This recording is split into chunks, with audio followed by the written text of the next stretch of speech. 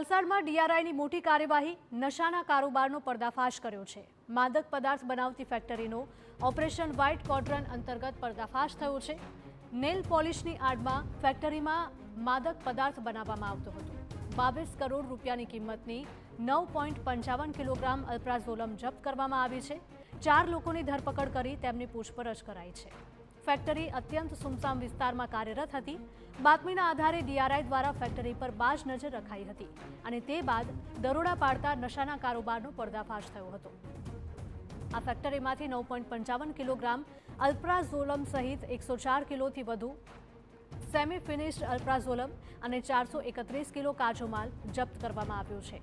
તેલંગાણાથી દવા લેવા આવેલ એક વ્યક્તિને પણ સકંજામાં લેવામાં આવ્યો છે।